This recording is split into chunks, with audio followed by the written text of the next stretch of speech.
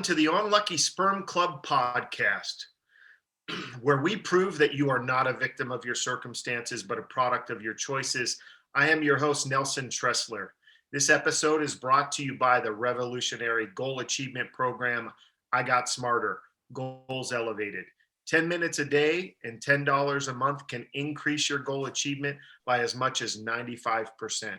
I Got Smarter Goals Elevated is available at igotsmarter.com and both on Apple and Android at the App Store.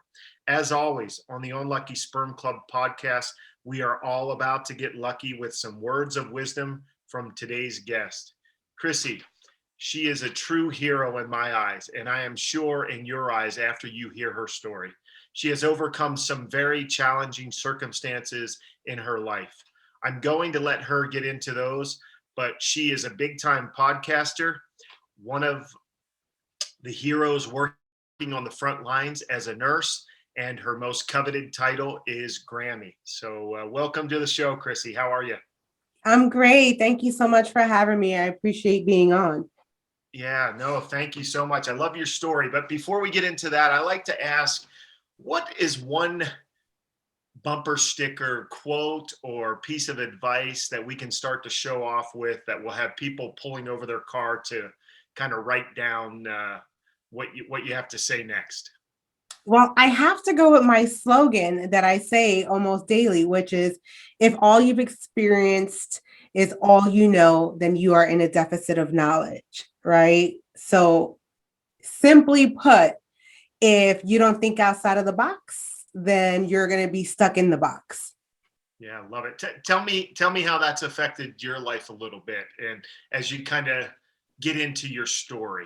Well, you know what? First, let's get into your story because I love it, and I think that will draw the listeners in. So go ahead and start where you want and end where you feel you should. Sure.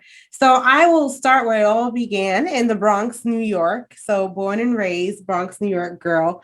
I pretty much, whatever you saw on TV about inner city is probably how I lived life. I am no stranger to homelessness, drug abuse, crime, violence. It was there. Oddly enough, though, like strangely enough, it was just kind of normal and common for me. So it wasn't anything unusual. So if you never experienced that and then you came into my territory, you would be like, yeah, this isn't normal. However, it was my norm. Fortunately, I did have my mom and my dad in my life, but unfortunately, they were both drug addicts. My mom and my dad were addicted to crack cocaine, along with my aunts and uncles. Grandfather was an alcoholic. Just it ran rampant. And it wasn't unusual to have friends who also had parents who were drug addicts. Also, my dad was very abusive to my mom. So, I'm no stranger to domestic violence as well. I am one of six, and I am the third. So I'm the middle child. I kind of got a little bit of middle child syndrome going on. It exists. It's real because I have a middle child. So it's very real.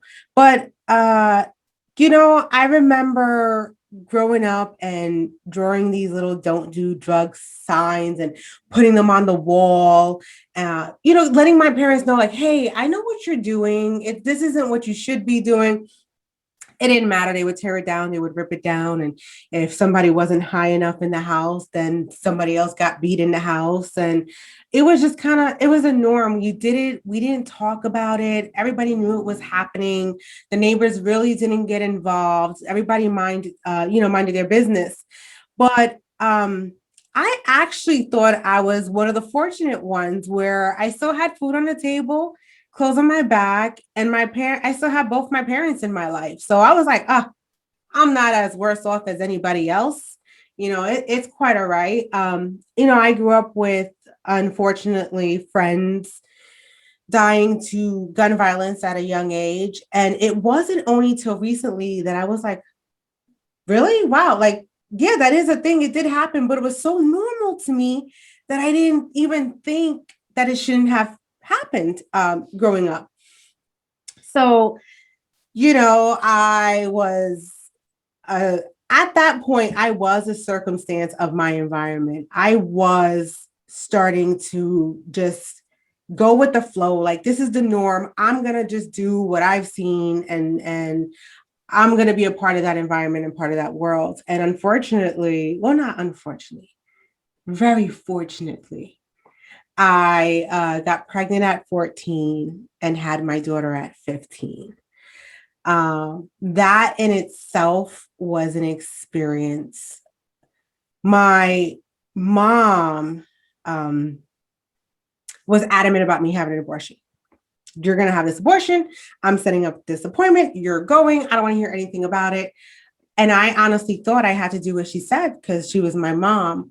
But I was able to get a hold of some people who were able to counsel me and let me know that it was ultimately my decision, despite my age and being a minor.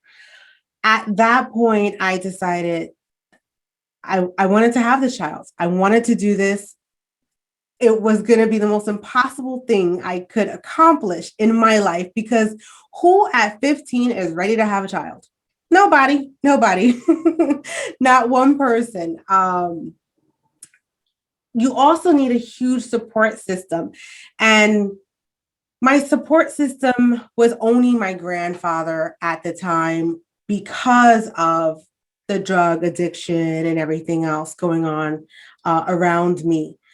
I must have been about 8 months pregnant when my uncle came up to me and said to me, looked at me disgusted and said, "You're just another effing statistic," and walked away from me. And I think that was my aha moment. That was my moment when I said, "No, I'm not. No, I'm not. I'm going to prove to you I am not. Watch me do this." And that was that pivotal moment for me. That's when I decided, all right, Chrissy, you got to figure this out. You got to get this done. And I look, having given birth to my daughter at this point now, I'm looking at her and I'm just looking at those innocent eyes and I'm saying to myself, I have to do better. I have to be better.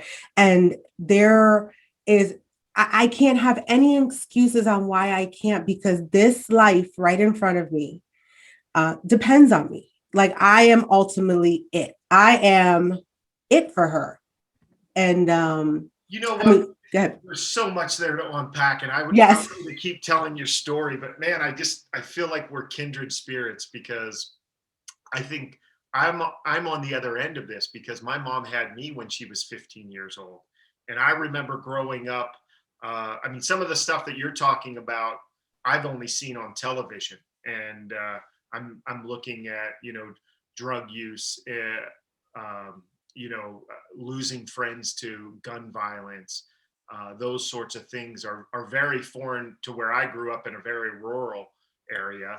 And as people have heard my story, my mom testified at my grandfather's murder trial, where he shot and killed a police officer, that police officer raped her and she was now pregnant with me.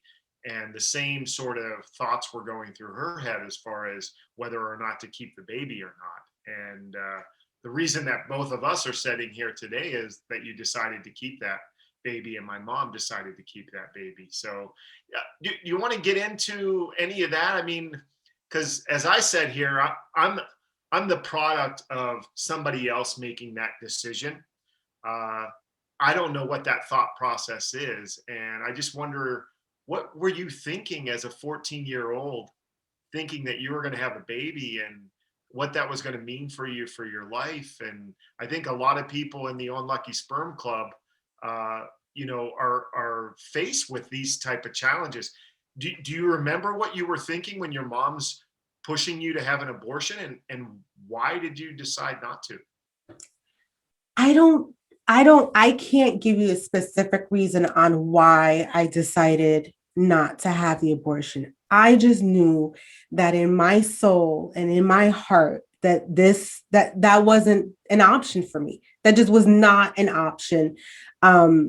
This was a living, human being. For me, everybody has different, views and perspectives on it. My grandfather, like I said, was a very big support system for me.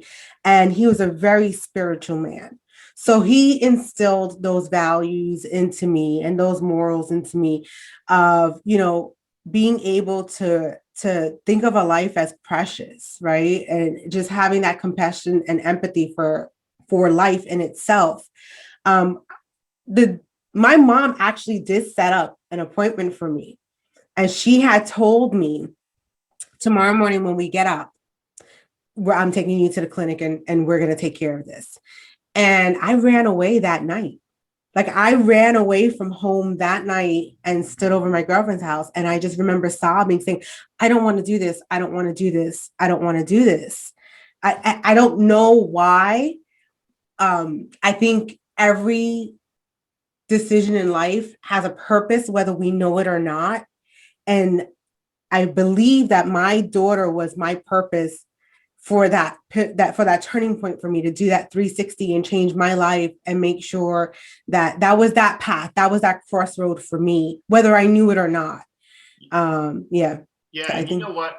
Let's talk about that because I think a lot of people in very trying circumstances, they have that aha moment where, it doesn't change your life overnight, just like that aha moment didn't change your life overnight. But I bet you it changed the direction that you wanted your life to go. So, talk a little bit about that because I've had that experience where, it was in the back of my mind too. I'm going to show these people that I am worthwhile, that I can do something with my life. And just like you had your grandfather, I had my grandmother who pretty much every day of my life said, Nelson, you're going to make something out of your life. And she told me that enough and sincerely enough that I started to believe it. And so we both have that one person in our lives that gave us that hope and maybe saw that potential within us that maybe we didn't see in us. Let's talk a little bit about what happened after after you heard that and you made that dedication to yourself that you weren't going to be just another statistic. so. It's we call that cycle, right? We call the generational curse, where it's just the same thing. My mom was a teen mom, her mom was a teen mom, and it's just something that just kept perpetuating down the line. I I endeared my uncle. Like I loved him. I looked up to him. Despite his flaws and his issues, I still looked up to him. And I don't know if it was the disgust that he had in his face that I said to myself, this, you have to do better. You have to do better. My grandfather was such a loving man. Before even that, when my mom wanted me to terminate the pregnancy, he hadn't known that I was pregnant. It was that night that I ran away that I turned around and told him. And then that's when he became my biggest cheerleader and was able to support me and tell my mom, well, if you don't want to deal with her, I'll deal with her and the baby. And then, getting back to my uncle being another man in my life that I looked up to him, for him to say something like that to me. I don't know, I guess I've always had it. I say I was born in the right century. Because had I been born centuries ago, I would have been quartered and hung because of the way I stand on my soapbox and yell and shout for the underachievers or the underdog. And I knew at that moment I was the underdog because everybody expected me to fail. Everybody in my family, all of my friends, everybody. Oh, here, look, she did what her mother did. Oh, here she goes again. She's, calling me all kinds of names, not even realizing it was one man that I had been with, but it doesn't take 10 men to get pregnant. But, I was all kinds of names under the sun. And I felt inside of me that I needed to prove them wrong more so than prove me right. But I still think at a certain point, when I started seeing my achievements occur little by little, that I now was working more towards proving myself right than proving them wrong. And I think that's when I made that biggest leap of faith with, and we can get into that with careers and decisions and stuff of that nature. Yeah, I mean, let's get into that because becoming a nurse is not easy work. And then throw on top of it the way the conditions that you were raised in, and then having a child at such an early age.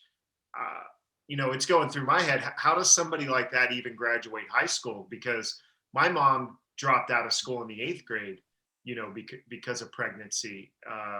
How does somebody make it through high school, let alone, becoming a nurse? Well, so there's a little bit, there's a lot of bit of history in that. I actually ended up going for my GED, but there's even a story behind that. My mom was, infuriated that I ended up deciding to continue with the pregnancy. So after I gave birth, I knew that college was the thing. I had to do college. And in order to do college, I needed a GED or a high school diploma. So I asked my mom, hey, can you do me a favor? Can you take me to school, have me register? Again, thinking, right, that I'm still a minor, thinking that she has to enroll me in school to get my GED. She would not get off her butt. She was not doing it. She didn't care who told me to go get pregnant. She was not supporting me. I ended up calling my guidance counselor at the school, crying, sobbing, like, I want to come back and finish school. Like, I want to at least get my GED so I can continue on. My mom won't come sign for me. She said, wait a minute. Did you have the baby already? And I said, yeah. She said, well, you're an emancipated minor according to New York. And I was like, I am? She said, yeah, come sign yourself in. And I went straight to the school, signed myself up. I think I did about 2 months worth of the GED program and then sat for my GED. I'm waiting for my results. My results come in the mail. It's this small little envelope. And here's my mom going, oh, the envelope's too small. You failed. I'm sure you failed. You didn't pass. So now I'm like, my hopes are all dashed. I'm all upset. I'm like, oh my God, the envelope's too small. Do I want to open this? Open it. I passed. First try, passed. And I was like, awesome. And that was my key to the rest of my life, was that GED. I started college at 17. Let's Okay, unpack something before we get into the college years. Congratulations. That Thank incredible. you. Have you ever heard of the crab bucket mentality? Yes. That will explain. Still tell us. Yeah, explain it to me how you understand it, and for the audience. So my understanding is they say you're like crabs in a barrel, right? So if there's only one crab in the barrel, it'll usually be able to see this, sort its way out and get out of the barrel. But if you put a bunch of crabs in one barrel, they all start fighting to get to the top, but nobody, and then they'll pull you down the closer you get to the top to try to pull themselves up, and it never happens. And everybody stays stuck in that barrel. So do you think any of that was going on with your mom and your family? Absolutely. Me and my mom only recently reconciled our relationship, and it's still not the greatest. But I felt like she had a sense of jealousy with everything, because her having been a young mom, and she like knocked 4 out at once, like boom, boom, boom, like it was one after the other. I knew I had made my error. Because I won't even say mistake. I don't even know that it was an error. There was things happened in my life that caused me to be a young mom. And I knew from that moment that, I knew that that's not something I want to continue to keep doing. Like, one kid was enough. I didn't need, 4 by the time I was 20. A quick question. So did your mom graduate from high school? She did not. She eventually ended up in her 30s getting her GED. Okay. Yeah. So, I mean, do you think any of that had to do with her not wanting to sign you back up for school, or you getting your GED because she hadn't had it? Oh, absolutely. There was a time later on down the line where I was doing, I was in college doing everything, working, everything. And my grandfather would occasionally babysit for me so I can go out and have fun. And my mom was livid. She was like, why are you babysitting? Because this is her father. Why are you babysitting for her? You never babysat for me when I had my 4 kids. And why are you letting her do this? She's a mom. She decided to have this baby. She needs to stay home with this baby. And my grandfather simply looked at her and said, well, because she didn't lay down, have 4 babies, get on public assistance, not finish school, and do nothing with the rest of her life. So since she's doing everything she can to make herself better, I'm going to let her have a night out. That was my mom through the roof, because that was at that moment she got smacked with reality that, I think it's always a reminder of what she could have done but didn't do. So I'm definitely a constant reminder of that. Yeah, and I think, and I've had this happen in my life too, where I've had family members come out, after I've written my book, The Unlucky Sperm Club, and come out and call me all kinds of horrible names that I thought we had this great relationship.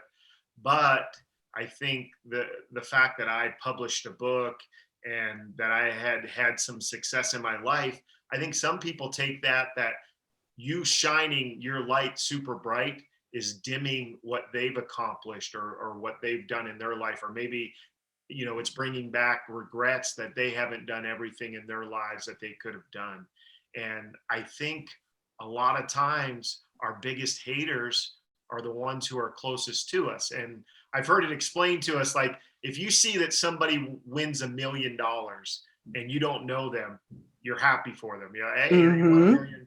But if your neighbor wins $1 million, or your sister or your brother wins $1 million, all of a sudden it's like, oh yeah, they got lucky. They are this, they that, because we're so close to each other. So it sounds like you had a lot of that going on in your life. And I think a lot of people who strive to succeed experience that crab bucket mentality, to where you're not getting out of this bucket easily. We're going to try to keep you down. And there's 2 ways to have the tallest building in town. One is to put in the time and the effort to build the tallest one. The other one is to tear everybody else's down who's taller than you. And that's a lot easier to do, and become a hater. And I think a lot of people take that mindset whenever they see somebody having this perceived success and dimming on their light. Yeah. And it came across the board. It came through siblings. I remember my sister-in-law telling me that my brother said the only reason I bought my house was so that I could show off to everybody else. I was like, what? Like, no, I bought my house so I wouldn't rent. Duh. But it didn't make, and I would hear, my 2 older sisters, one more so than the other, was just like always in competition with me with everything. So because me and my mom weren't the closest, she clinged on to my mom to be mommy's favorite. And I was just like, you guys are so pathetic. Like I definitely, but it's another hurdle, right? Because you would think that the people closest to you are going to be your biggest supporters, your biggest cheerleaders, and the ones to help give you that hand to get up that ladder of success. And oftentimes they're just there with, pulling you down, just like the crabs in the barrel, And one of my speeches is about, why bother, why are you swatting at flies while you're standing in a pile of crap? And that pile of crap takes on the form of a lot of things that cause us problems, which are the flies. And one of those problems is the people that we associate with, and all the issues that those people bring to our lives. Did you have to get away from your family? And what were the results of that? What issues went away, or talk a little bit to that? So funny enough, I was going to say, it wasn't so much like I couldn't, because I was so young, I really couldn't get too far away from my family. I did need some type of support. I was bouncing around through family members, like, from one family member to another family member, just because I felt like, I couldn't get away from the chaos or I called it the hating. I couldn't get away from the hating everywhere I went. What I did do was get a whole new group of friends. I will tell you that. That was the most important thing that I did in my life. I needed to be around like-minded people. I could not be around the environment that I was because nobody understood what I was trying to gain. Nobody understood where the end of my journey was. It's easy, get on public assistance. Why are you working? I worked. I have not stopped working since the age of 15, okay, when I gave birth. I did not get on public assistance. That was one of I had three rules. And that was one of the ones was I was not going to get on public assistance because if I did, that was going to enable me to just get lazy for me. I'm not saying for other people, I'm saying for me, that I knew that was going to be a crutch that I maybe would not be able to get rid of. So I said, nope, I'm going to work. I'm going to put in the hard time. I'm not going to let anybody tell me I needed anything to get where I needed to go. So I worked with people and I stuck around other single young moms, but who were a positive influence, who had the same direction that I did. I also started hanging around older people. I'm 15 years old hanging out with 30-year-olds. Like I was not around 15. My mindset was completely different. I just couldn't be around another 15-year-old. What another 15-year-old is going to be like, okay, hold on, I got to go change the diaper. Like, give me a second. I remember working at a shoe store, probably about the age of 18. And one of the coworkers came up to me and said, hey, you want to go to the club tonight? And I said, well, what's the entrance fee? Right? He said, it's $20. I was like, man, that's a case of Pampers. I'm good. Right? And he just looked at me like, what, a case of Pampers? But that's where I was. And I knew that I had to surround myself around like-minded people. And when I did, I started to see myself grow in the direction I was looking to go into. So where did that, and people ask me this all the time, and I don't have a great answer for it either. So maybe you do, but where did that drive come from? Like, what were you born with it? I mean, did your grandfather instill it upon you? Did a circumstance happen? I mean, where did that come from? Because you had to have that mindset to want to be around, not to go on public assistance. I mean, if anybody should be on public assistance, it should be a 15-year-old mother, right? That's what the program was there for. So to see where that would lead you and say, no, that's not what I want. Like, where does that come from somebody who's 15 years old and has a kid and is surrounded by a lot of people who have done that? Like, why was that not an option for you? Where did that mindset come from? So I will be 1,000% honest and tell you, I did not want to be my mother. I didn't want to be my mother. And that was my mom. My mom was on public assistance for 21 years, didn't work, had my dad in the house with another income that nobody's supposed to know about. And, and I just did not, everything that could keep me arm's length from who my mother was what I was going to do. You know what? That was a driving force in my life too, because I remember I didn't know what I wanted to do. I didn't know what type of person I wanted to be, but I knew exactly what I didn't want to do. I knew exactly the type of people I didn't want to be. And sometimes that's good enough because you start making those choices to where it just gets you far away from where you don't want to go until you figure out where you do want to go. And I think there's a lot of people out there that's like, I don't know what I want to do with my life. I don't know who I want to be. But in your situation, in my situation, we knew what we didn't want to do. We knew who we didn't want to be. And then we started to make the choices that we thought would keep us away from there. Good stuff. I could go on for hours with you, Chrissy, but I need to get in. I have quotes and I'm really interested in finding out your mindset on some of these quotes. I think you're going to give a lot of insight Okay. to the listeners. And I think if it's okay, we'll have you back on for round Sure. two, because I think we're just so closely aligned. But I love quotes. Every morning I start off and I'm listening to YouTube. I'm reading, blogs. I'm listening to podcasts, and I hear these great quotes and I write them down, and they mean something to me, but I like to find out what they mean to my guests. So I'm just going to go through a couple of these and just kind of tell me whether or not you agree with it and then what it means to you. Sure. Okay. Your current condition is not your conclusion. So for me, that means whatever you're going through at this immediate moment doesn't mean that it is going to affect where you can end up, right? So yes, you may have this hurdle right in front of you, but if you can just see past that hurdle, I mean, there's still, a pot of gold at the end of the rainbow. Well, and you're living proof of that, right? Absolutely. Because your current condition at 15 was definitely not where you ended up or where you should have ended up. Exactly. Love it. If we saw regret up close and personal for one day, it would inspire you to do the things that you aren't doing. So we live life, and there are many things that we end up not doing for the sake of fear or the unknown, or it's challenging.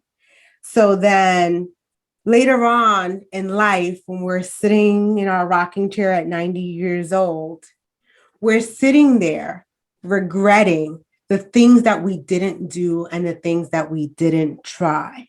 So instead of waiting till you're 90 and regretting those things in your rocking chair, take the chance, take the opportunity, take the moment, and just do it. Awesome. Love it.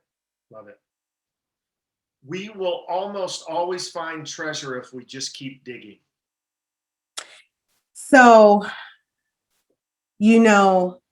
a plant is just a seed that has to be buried in dirt and soil and all kinds of, and then it has to get watered, and then it turns into mud and it's all icky and worms and bugs are all in there. But eventually, with enough nourishment and time and positivity, a beautiful flower emerges. So sometimes it may be ugly, but there is beauty inside of it. Love it. All right. You will be amazed at what you can become when you do your best.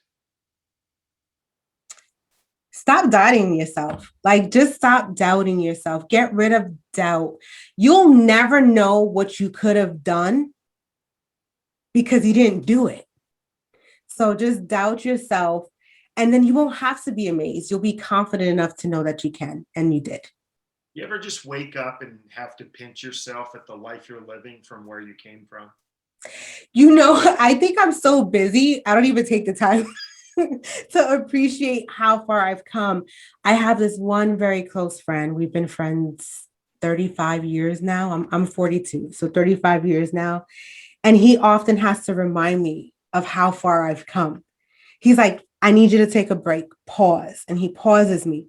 He says, let's review your life. And he actually goes through a review of my life to remind me that, the hard work and dedication and commitment that I put into it has brought me to where I am. And I may not have $1 million trillion in my bank account, but I am so rich in so many other ways.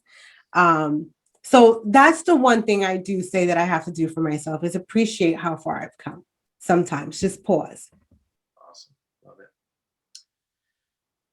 How about this one? Act like you can't fail.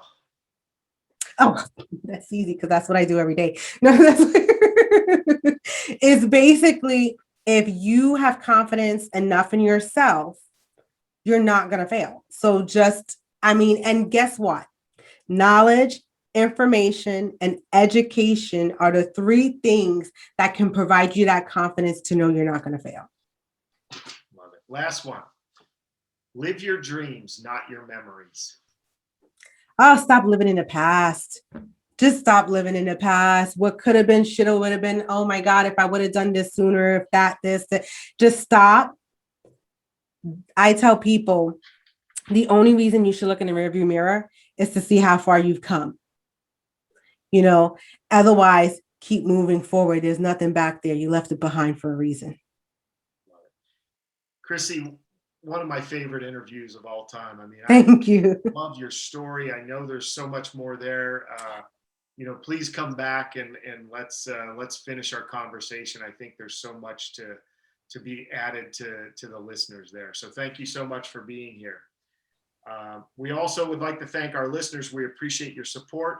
We'd also like to thank our sponsors, I Got Smarter, Goals Elevated, available at the App Store, and the book, The Unlucky Sperm Club. You are not a victim of your circumstances, but a product of your choices.